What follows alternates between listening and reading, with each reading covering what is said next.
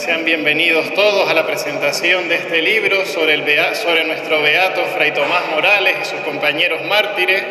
Es un libro de don Juan Romero Caballero. El otro día, pues pensando en sitios donde se podría hacer la presentación de este libro, pues los dos coincidimos que qué mejor que hacerla aquí, en el lugar donde nuestro beato fue bautizado y también celebró su primera misa y estuvo acompañando a su pueblo de Carrizal. El publicar este libro es una forma de poner en valor la vida de nuestro beato Fray Tomás Morales, dominico, nacido en nuestro pueblo de Carrizal. Hoy agradecemos el fruto de su trabajo, sus muchas horas de investigación que ha logrado plasmar en esta obra que hoy queremos presentar. Hoy nos acompañan doña Antoñita María, la hermana de nuestro beato, que también con sus vivencias, su experiencia, ha ayudado a escribir esta obra. Don Juan Martín Guerra, escritor, que nos acercará a la situación de España en los tiempos de la Segunda República y la persecución contra la Iglesia. Suso Vega, pues no nos sale decirle don Jesús Vega,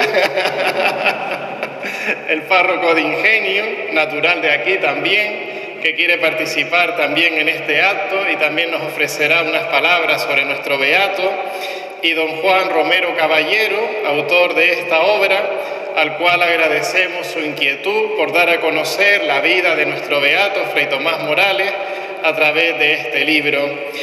Pues ahora a continuación intervendrá don Jesús Vega Mesa. Bueno, pues buenas tardes y encantado de estar aquí. Qué mejor sitio que la iglesia parroquial de Nuestra Señora del Buen Suceso. Bueno, pues estamos aquí hoy en esta iglesia porque para los que estamos aquí, los que están por aquí sentados y aquí delante en la mesa también, es muy importante la vida de un hombre ejemplar que en este mismo templo inició su vida cristiana. Aquí recibió el Espíritu de Dios, que le dio la fuerza, la valentía para nunca mirar atrás. El beato Tomás Morales intercede a Dios por nosotros para que todo lo que en tu nombre hagamos y digamos sea para el bien del mundo y el bien de la Iglesia. Me alegra estar compartiendo con Juan Romero y con ustedes la presentación de este libro que el autor ha preparado con mucho esfuerzo y mucha ilusión. Es una labor muy meritoria que Juan haya investigado con paciencia y eficacia la vida de nuestro admirado beato y que ahora, a través del libro, podamos conocer más detalles de la vida de Fray Tomás. Es una labor encomiable que se escriba y divulgue todo lo que sea útil para transmitir al mundo que un hombre de Carrizal haya sido reconocido por la Iglesia Universal como hombre de fe, como cristiano al que podemos imitar, y también que haya sido reconocido como mártir, como beato que intercede ante Dios por nosotros.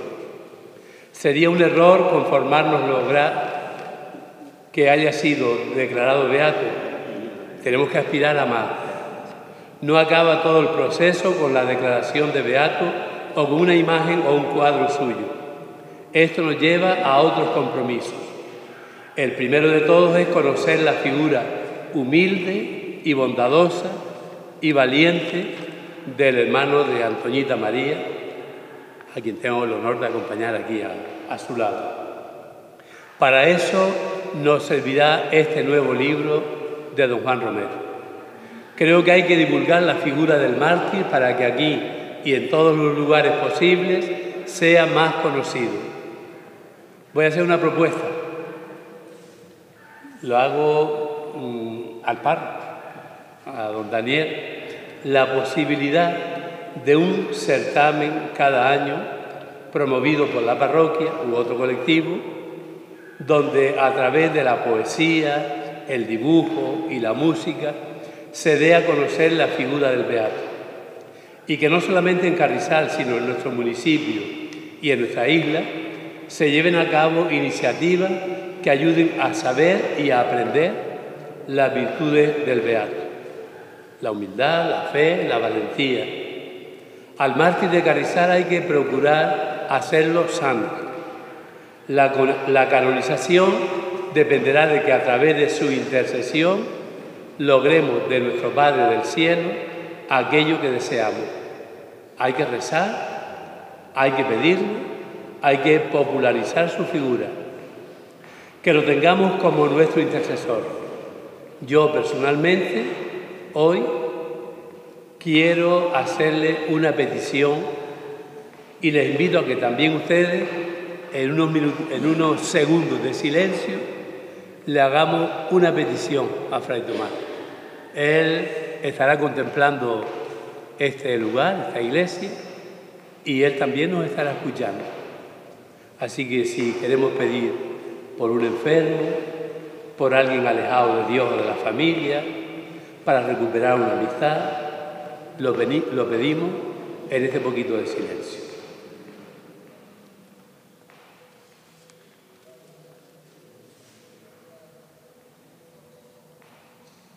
Y para eso también vale este libro que hoy se presenta. Quiero terminar agradeciendo la invitación de Juan Romero. Me siento muy feliz de estar aquí con la familia, con los amigos, con el párroco Daniel y los amigos y devotos de Fray Tomás.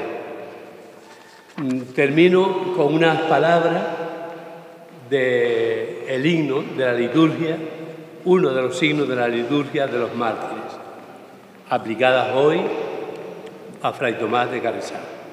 Semillas de paz, mártires de Cristo, signos del amor, valientes testigos, antorchas de fe en nuestro camino.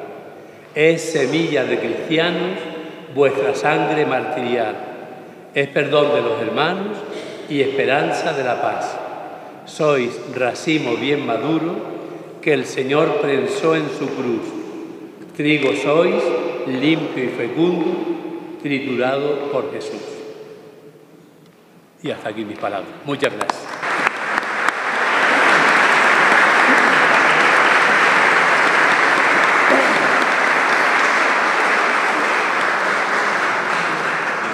Damos las gracias a Suso Vega por su intervención y pasamos ahora a don Juan Martín Guerra. Muy buenas noches a todas las personas presentes en este acto. Acto entrañable y de gran relevancia, en donde glosamos la magna figura del beato Fray Tomás Morales, hijo directo del Carrizal. En su día, mi buen amigo y compañero lasariano Juan Romero Caballero, afortunado autor del libro que hoy presenta, me invitó a unirme de forma activa a esta celebración.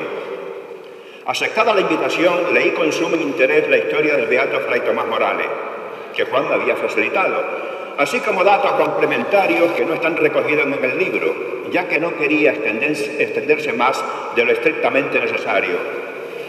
Aunque bien es verdad que hay materia más que suficiente para otros trabajos, los cuales, dada la reconocida inquietud del autor, no dudo que en su día conformarán una nueva publicación. Luego de este discreto introito, me van a permitir que les relate algunos hechos bien conocidos por quienes se han asomado a las páginas de nuestra historia reciente sobre la situación imperante en España en los tiempos de aquella etapa republicana. En este caso, nos estamos refiriendo a la Segunda República. La persecución que estaba sufriendo la Iglesia y sus ministros en el primer tercio del siglo XX se agravaría mucho más con el advenimiento de la Segunda República del 14 de abril de 1931. Para colmo de males, las palabras del presidente republicano don Manuel Azaña Díaz, cuando en una apreciación eminentemente subjetiva y desafortunada se atrevió a decir que España había dejado de ser católica, motivaron el desencadenamiento de una inmensa ola de odio, terror y anticlericalismo que propició la quema de iglesias y conventos, así como la destrucción de muchas obras de inmenso valor artístico e histórico, pertenecientes al rico patrimonio nacional, por parte de una horda descontrolada de incultos exaltados, para quienes quemar iglesias y conventos formó parte de su ritual revolucionario, pues muchos milicianos identificaban el cambio de régimen político y la revolución republicana con los mencionados desmanes y la más absoluta de las anarquías. Quien haya visto la muy amplia documentación gráfica de aquellos sacrilegios se habrá hecho una idea de cómo se conducían los tales extremistas republicanos de la izquierda más cavernaria. Y es que los extremos nunca han sido buenos, venga de donde venga, ya que en todas partes cuecen habas. Así, en el mes de mayo de 1931 se produce en Madrid una quema masiva de iglesias, conventos y escuelas católicas, entre ellas el Colegio Nuestra Señora de las Maravillas de los Hermanos de la Salle. Tras estos hechos, el presidente Manuel Azaña, en vez de impedirlo y perseguir tales atropellos con las fuerzas del orden público, lo justifica con esta otra increíble e impropia de un intelectual salida de tono. Todos los conventos de Madrid no valen la vida de un republicano. En diciembre de 1931 se aprueba la Constitución republicana, que era de corte laicista, es decir, que proclamaba la independencia del Estado respecto a las confesiones y organizaciones religiosas. Es evidente que ser laico no implicaba ser antirreligioso, ni ser hostil a ninguna religión. Sin embargo, la violencia revolucionaria que se desató contra la Iglesia Católica fue debida a la desidia y complacencia del gobierno republicano, siendo incapaz de controlar a los exaltados milicianos que campaban a su libre albedrío por todo el territorio, haciendo y deshaciendo a su antojo sin ninguna prohibición, amenazando a los sacerdotes y a los miembros de las distintas congregaciones religiosas, así como a otras muchas personas por el mero hecho de ser católicas o pertenecer a partidos políticos no afines con la República. Por si esto fuera poco, en 1932 el gobierno republicano, amparado en la Constitución laica, aprobada en diciembre de 1931, prohibió la enseñanza de la religión católica, apostólica y romana en las escuelas, ordenando retirar los crucifijos y cualquier otro símbolo religioso. Prohibió las procesiones y cualquier manifestación de culto externo, suprimió la Compañía de Jesús y se incautó de sus bienes, decretó la confiscación y secularización de los cementerios parroquiales, además de un largo etcétera de hechos que también afectaron al Carrizal y al mismo cementerio parroquial. Memento homo qui apulvis esse in pulver reverteri, que recordará el doctor don Rafael Marcel Lozano, que estará por ahí. Me lo aprendí de memoria porque yo estuve estudiando aquí en el Carrizal, tenía que ir caminando desde Agüime al Carrizal, y cuando pasaba por delante del cementerio leía Memento homo qui apulvis esse in pulver reverteri. Así que me lo aprendí de memoria. Que fue rapiñado el 26 de junio de 1933 por la exigencia del gobernador civil de Las Palmas, don José Guibelondo, según el listado oficial de gobernadores civiles de la provincia de Las Palmas en la fecha.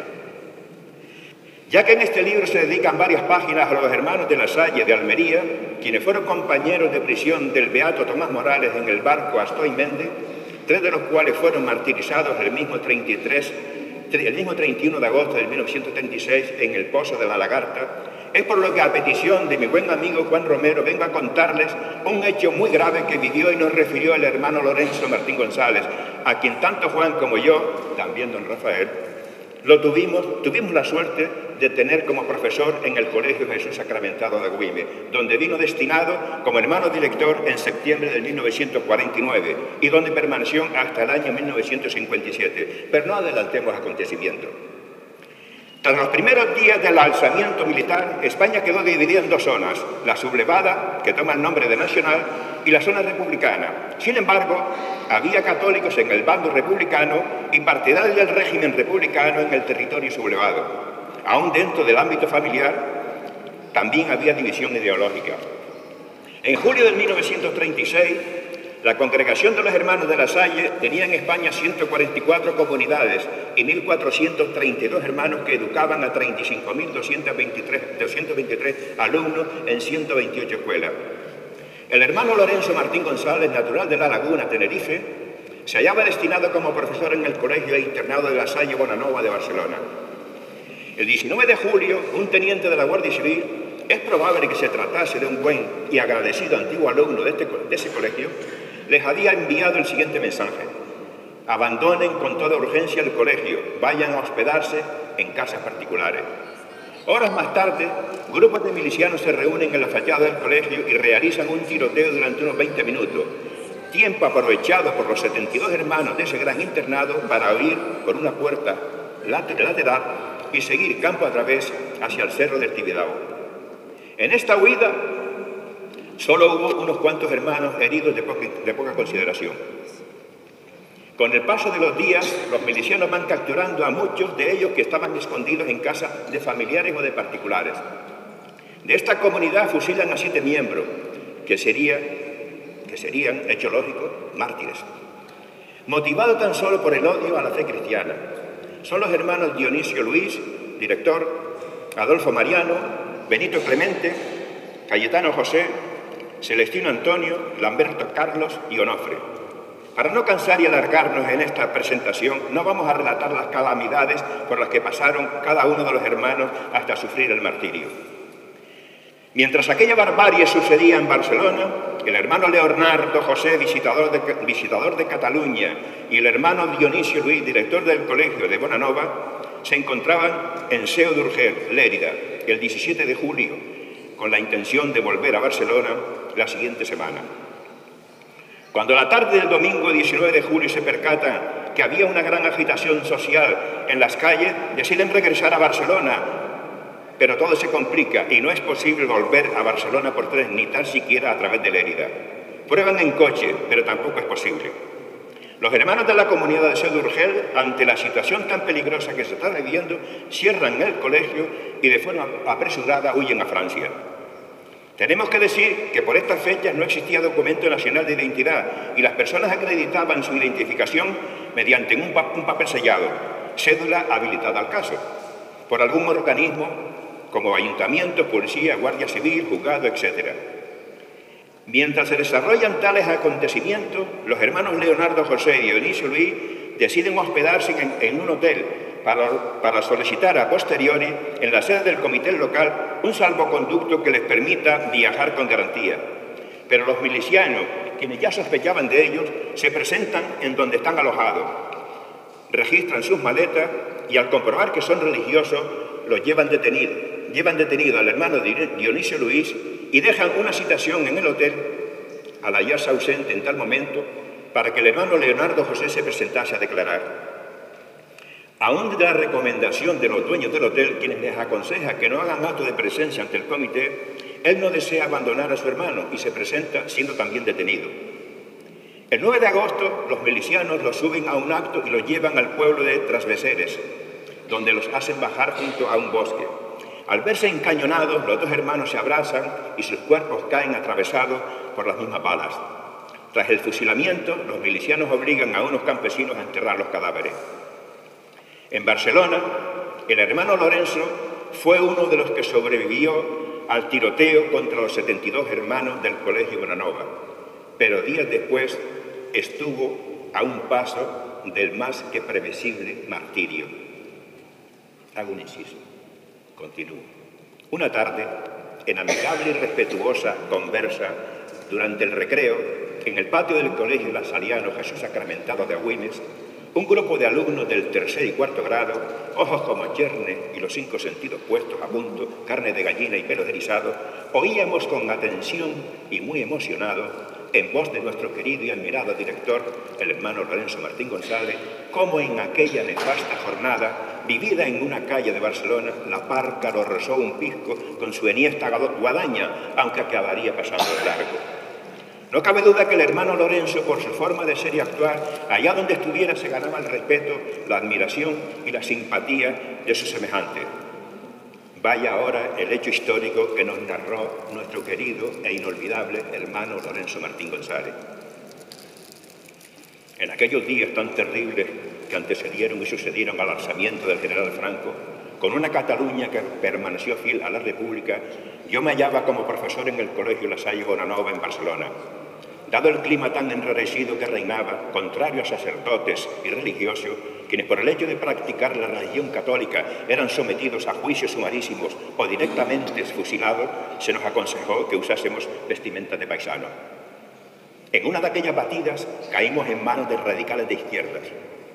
Y cuando me temía lo peor, pues fui reconocido por una señora que formaba parte de aquella partida, ella se dirige a mí, me mira de arriba abajo para cerciorarse de quién soy Ya se pueden imaginar cómo me quedé, de piedra, y más frío que la muerte que supuestamente me rondaba, pensando que de esta no iba a escapar. En mi interior me encomendé a Dios y le pedí fortaleza de ánimo en momento tan crucial, pues yo era muy joven. Decir que el hermano Lorenzo nació en 1912 y tenía 24 años a la sazón. Y me apenaba dejar este mundo de la forma que presumía, el fusilamiento sin justificación alguna. Qué triste destino me esperaba. En fracciones de segundo, desde las imágenes de mi remota niñez hasta las más actuales, las de mi familia y amigos incluidos, así como hechos de todo tipo que me habían acaecido, surgen y se suceden con velocidad vertiginosa. Y siento, repito, una pena infinita de abandonar este mundo. Mi corazón galopaba a un ritmo desordenado, un sudor frío recorría todo mi cuerpo y mi mente era un inmenso mar de confusiones.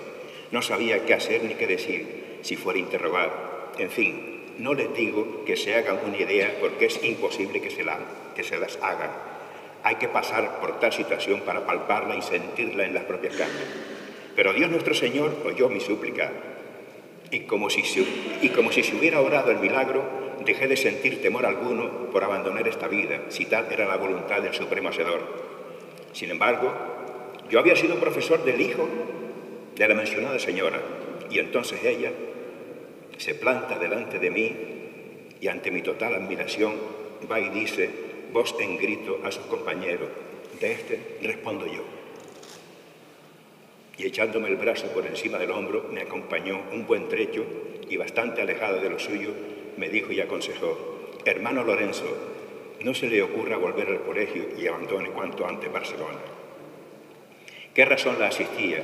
Ya que un par de semanas después, en los primeros días de agosto, serían fusilados varios hermanos, compañeros del Colegio Bonanova.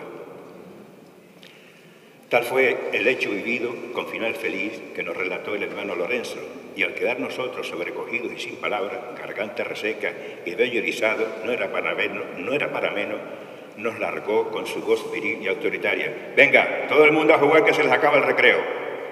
Él era así, y en nobleza y caballerosidad nadie le echaba la pata adelante. Pasaron los años y siempre que tenía ocasión lo visitaba en el colegio La Salle Antunes, de donde fue su director. Y aún conservo una tarjeta de felicitación que me envió cuando fui elegido en el 1967, a mis 24 años y ya con 2 hijos, por el municipio de Agüime, concejal por el tercio de cabezas de familia. Único tercio municipal que en la etapa de Franco, a partir del año citado y luego con la nueva ley electoral, debía concurrir a unas elecciones populares, como todo el mundo debe saber. El hermano Lorenzo, siempre correcto y educado, no olvidaba estos detalles y en su nota me exhortaba a ser un fiel cumplidor de los deberes contraídos al servicio del pueblo. Mientras viva, jamás podré olvidar a tan dilecto profesor y siempre lo tengo muy presente en mis oraciones. En el pregón de la cabalgata de Reyes de los antiguos alumnos de La Salle de Agüime del año pasado, que me tocó elaborar, le dedicaba un soneto al hermano Lorenzo. Me van a permitir que lo lea de nuevo esta noche, en recuerdo imborrable a tan ilustre profesor. A nuestro querido e inolvidable hermano Lorenzo Martín González. Portaba en su ADN la docencia, impronta de indeleble condición. La mano sacrosanta le ungió el don, impregnado de amor y complacencia. Su huella es aceptada como herencia y norma de cumplida obligación. Discípulos, no hay una excepción, lo tienen por mentor y referencia. Y siendo educador tan eminente, Lorenzo, nuestra auriga más loado, trazábanos la senda conveniente, un norte verdadero y calibrado, y en tal navegación sobresaliente, el logro estaba pues asegurado. Muchísimas gracias.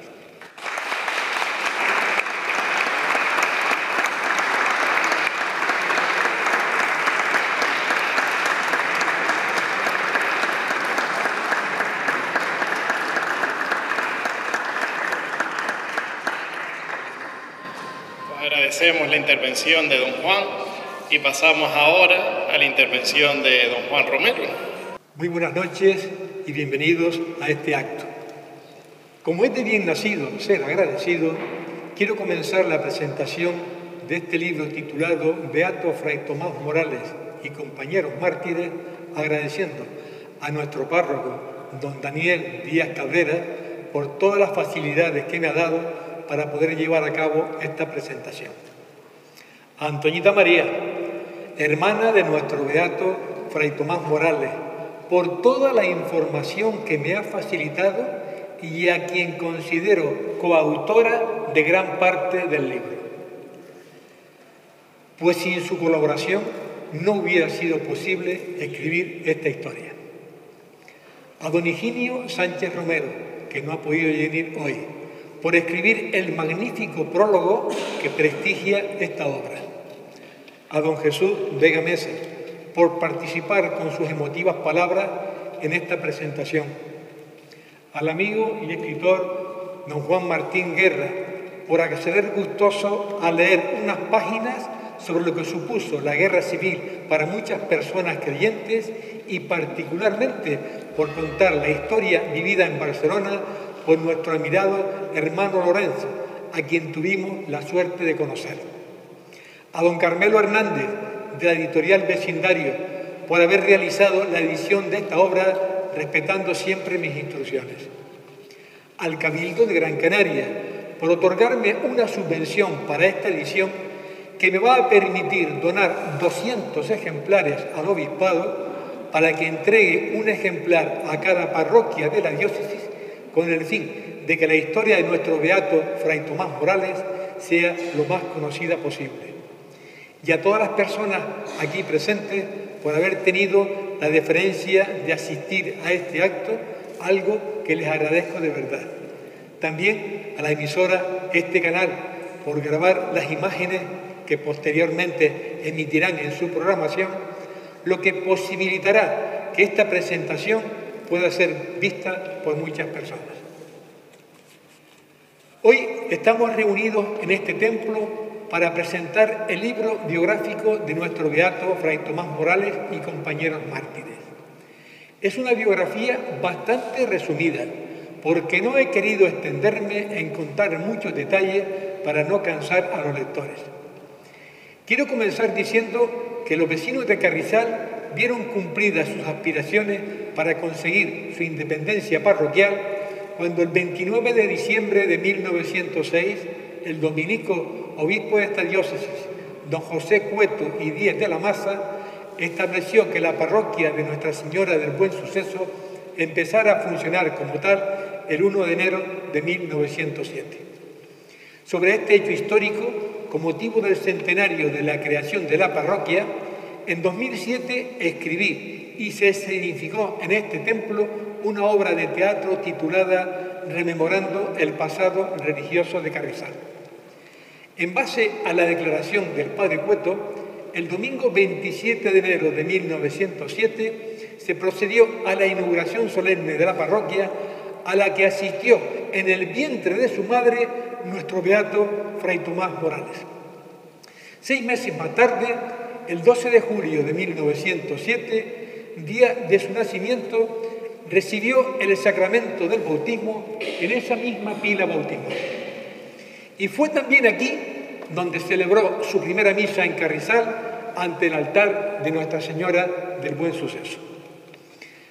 Desde los primeros siglos de la era cristiana, la Iglesia ha considerado el martirio como el mayor título que puede alcanzar un cristiano. Morir por su fe de forma violenta, perdonando a sus verdugos y dando testimonio supremo de Cristo y de las enseñanzas del Evangelio. Esta es la razón por la que la Iglesia no precisa que por intercesión de los mártires se acredite ningún milagro para declararlos beatos. Fray Tomás asumió mucho antes de ser apresado que estaba preparado para entregar su vida en nombre de Cristo, tal y como Él la entregó por nuestra salvación.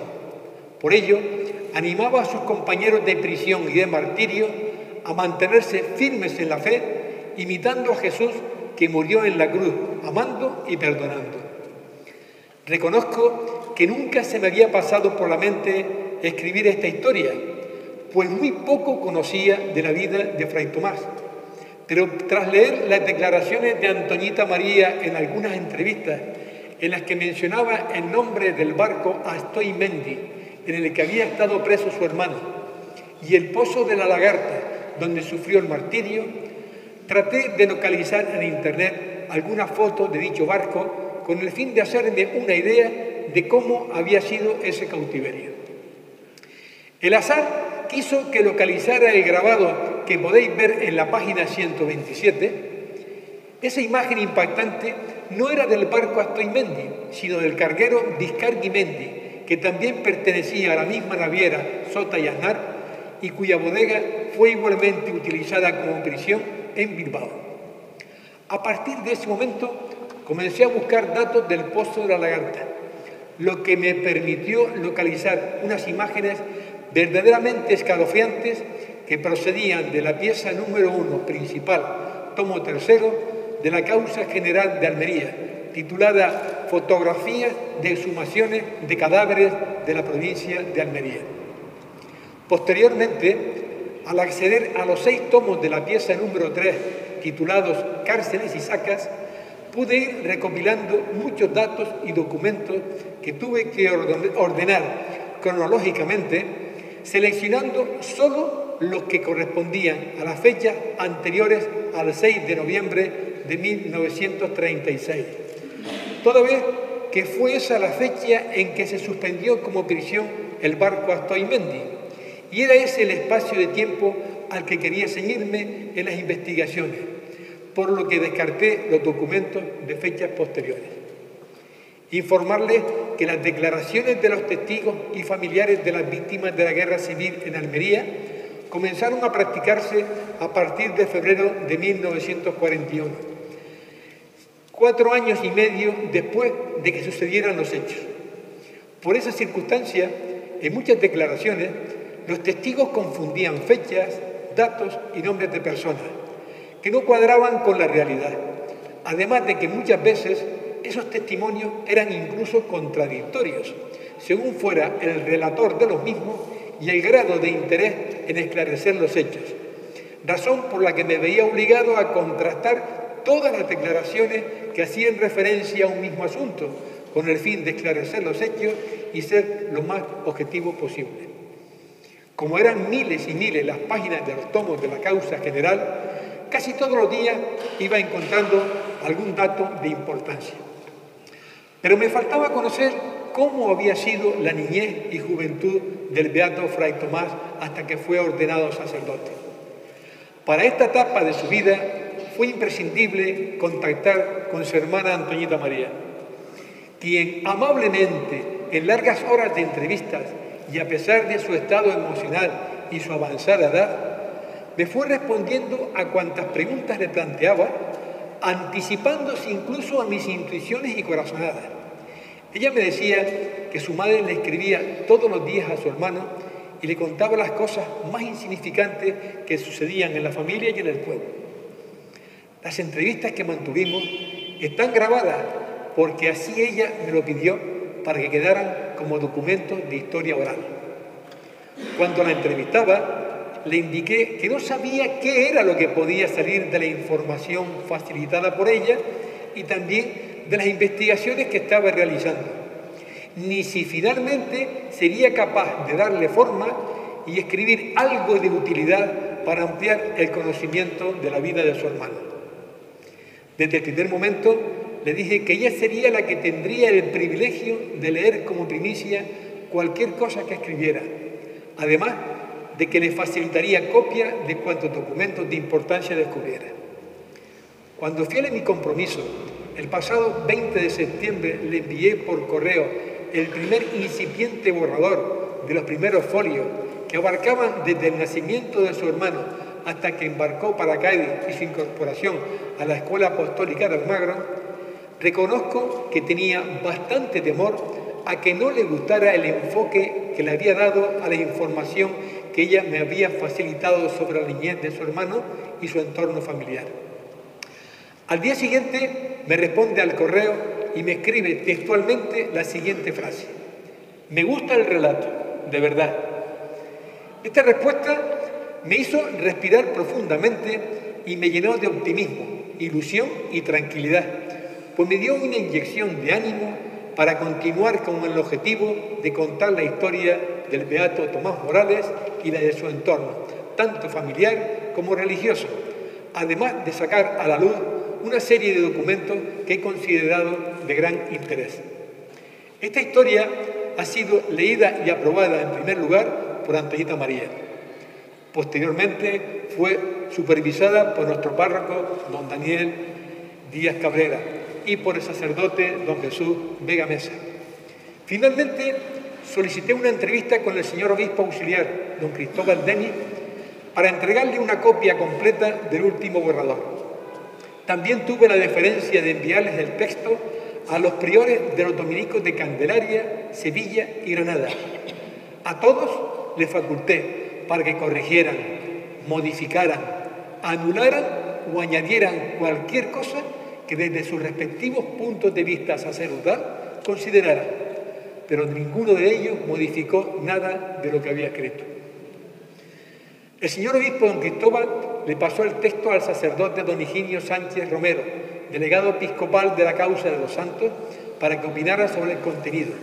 Y finalmente tuve el visto bueno por parte del señor obispo auxiliar para que pudiera ser publicado, indicándome textualmente en su correo que había gustado el trabajo realizado sobre Fray Tomás. Quiero precisar que he sido muy cuidadoso para no incluir determinadas palabras como marxista, comunista, socialista, franquista, falangista y todas sus derivadas, con el fin de que nadie pueda considerar este trabajo como una apología de ninguna facción política, sino un relato lo más ajustado posible a la realidad histórica que vivió y sufrió nuestro beato. Al redactar esta historia he sido extremadamente riguroso con todos los temas tratados y con su cronología. Por ello, y para que nadie pueda poner en duda lo que cuento, es por lo que incluyo copia de algunos documentos originales que descubrí al investigar y su correspondiente transcripción, documentos que me han llenado de gran satisfacción, pues ni su hermana Antoñita María ni nadie de su familia conocían su existencia. De entre todos estos documentos, destaco la declaración del fray Ramón Ballarín, prior de los dominicos de Almería en aquellos años, en la que hace constar que fray Tomás tenía una documentación con distinto nombre y profesión que le fue enviada por sus padres desde Canarias.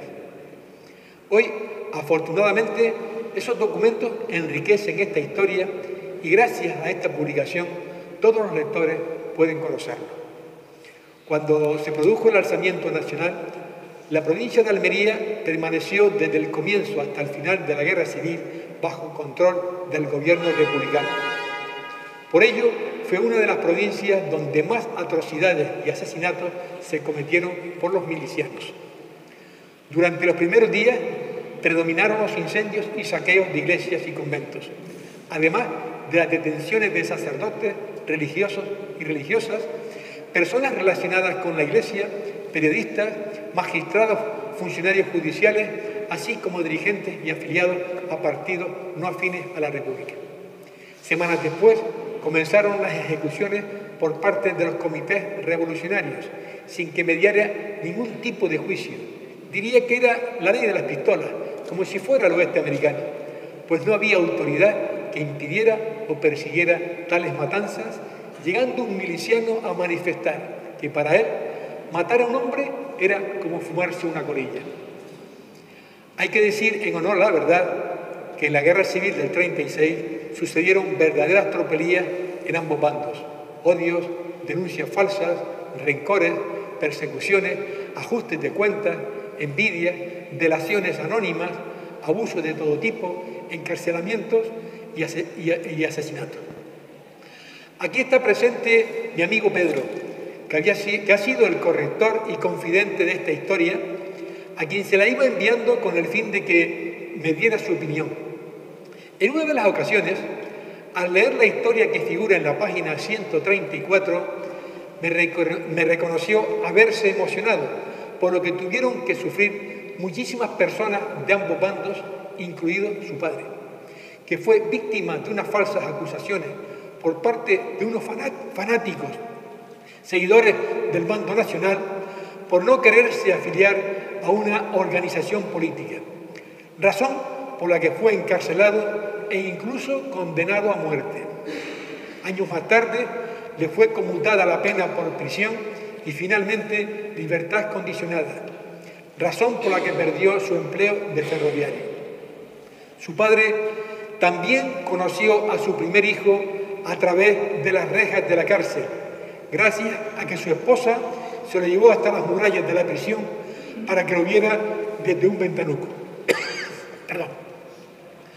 Otro de los hechos escalofriantes me lo relató el bibliotecario del Ayuntamiento de Tabernas, en Almería, pues al comentarle el motivo de mi llamada telefónica, me atendió muy amablemente y la conversación se alargó en un ambiente muy distendido en la que me contó multitud de hechos anecdóticos, como el que le había sucedido a un compañero de su padre al que le obligaron a comerse el corazón de un amigo al que los milicianos habían asesinado momentos antes en su presencia.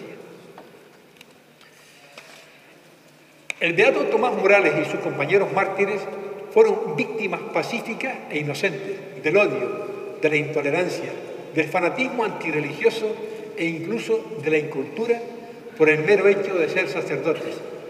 Si bien todos ellos perdonaron a quienes les detuvieron y maltrataron de palabra y de obra mientras estuvieron presos, e incluso perdonaron a los que le quitaban la vida en el mismo momento que sufrían el martirio. Todos fueron martirizados sin acusación ni juicio previo, algo que ni siquiera sufrió nuestro Señor Jesucristo, que fue detenido y juzgado primero ante el Sanedrín, después ante Poncio Pilato y Herodes, que le devolvió a Poncio Pilato. En todos ellos se le preguntó sobre la acusación que vertían sobre él, y aunque Poncio Pilato no encontró causa ni culpa alguna, fue injustamente condenado a morir en la cruz. En las páginas 158 y 159 pueden ver el listado de todos los que murieron en el Pozo de la Lagarta, un listado riguroso que me llevó muchísimo tiempo concluirlo, pues tuve que estudiar las exhumaciones, autopsias, declaraciones de familiares y conocidos que se presentaban para tratar de identificar los cuerpos y sus pertenencias. Le faltaba por identificar un cadáver que estaba totalmente destrozado y al que le habían encontrado entre sus ropas una moneda de plata de 5 pesetas, 2 monedas de plata de 1 peseta, un billete de 100 pesetas, 5 de 50 pesetas y 1 de 25. Cuando ya casi lo daba por imposible, localicé la declaración de un familiar que afirmaba reconocer aquel cadáver como perteneciente a su tío, por lo que pude completar la identidad de los 44 fallecidos y el cargo eclesiástico, así como el día de su fallecimiento. Para que puedan imaginarse hasta dónde llegó la barbarie cometida por los milicianos en Almería, basta con conocer las actuaciones y declaraciones del anarquista republicano Juan del Águila Aguilera, que fue el presidente del Comité de Presos de Almería, cuya misión principal era la de clasificar los presos con arreglo a su peligrosidad, aunque en realidad lo hacía por su afiliación política, religiosa o actividad profesional.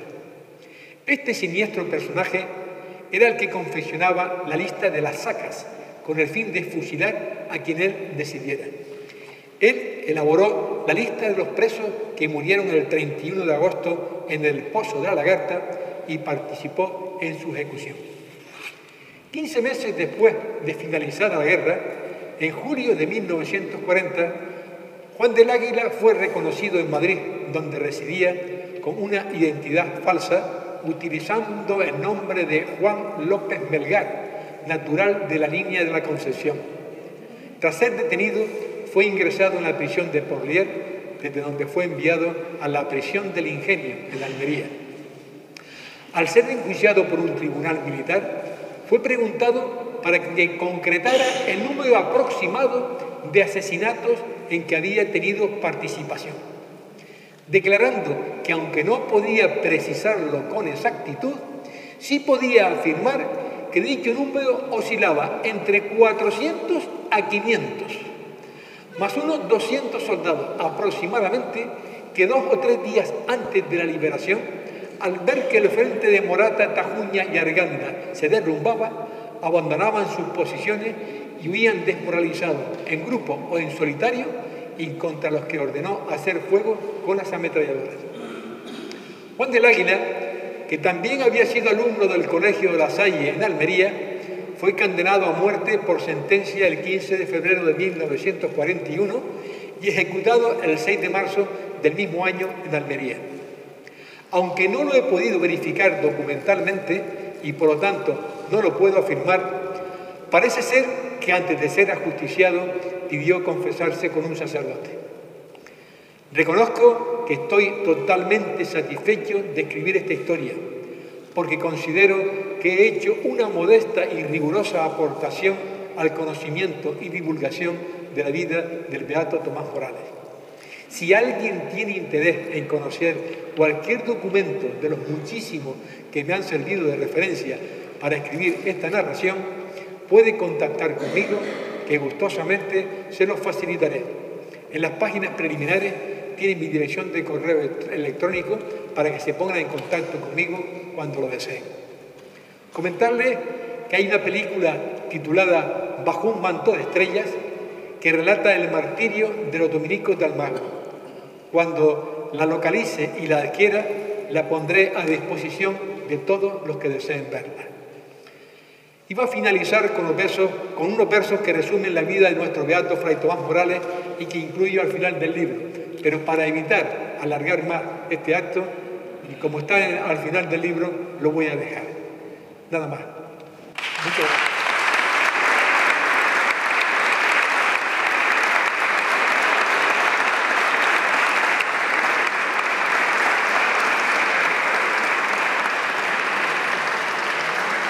Agradecemos también la intervención de don Juan Romero y ahora Iván. Muy buenas noches. Antoñita María se encuentra un poquito afectada de salud de la garganta y ella también ha querido agradecerle de manera muy breve también, con todo su cariño a una serie de personas, ¿no? Yo tengo una chuletita y lo voy a leer como si yo fuese ella. Le voy a poner la voz a su agradecimiento. Le dedica a ustedes también las buenas noches y como coincidía con el amigo Juan, con la frase de como es de bien nacido ser agradecido. Los carrizaleros somos gente agradecida, así lo creo. Pues quiero agradecerle y para eso está aquí. A todas las personas que de manera directa e indirecta la han apoyado a ella en esta travesía del desierto en la que se había convertido la beatificación de su hermano Tomás.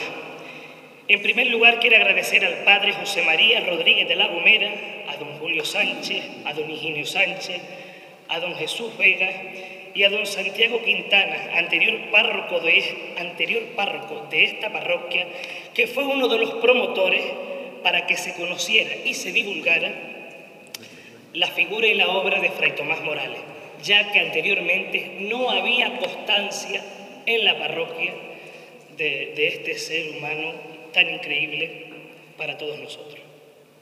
Y también, como no, al actual párroco, don Daniel Díaz. Después de tantos años de espera y de incertidumbre, en el 2019 se lleva una gran alegría tras conocer la noticia de que el Papa había dado luz verde al proceso de beatificación de Fray Tomás y de sus compañeros.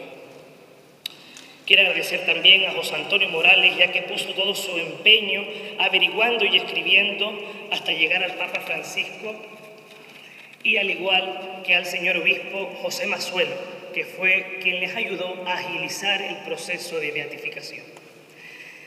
También a todas las personas carrizaleras y de esta isla de Gran Canaria que se desplazan con todo su cariño hasta la misma Catedral de Sevilla, a subir a los altares a un hijo de este pueblo. También a los medios de comunicación.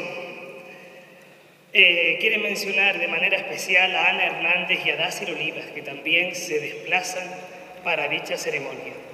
Y quiere terminar agradeciendo a don Juan Romero Caballero, que ha tenido la gentileza de investigar y de escribir sobre la vida de su hermano Tomás y de sus compañeros dominicos. Muchas gracias y buenas noches.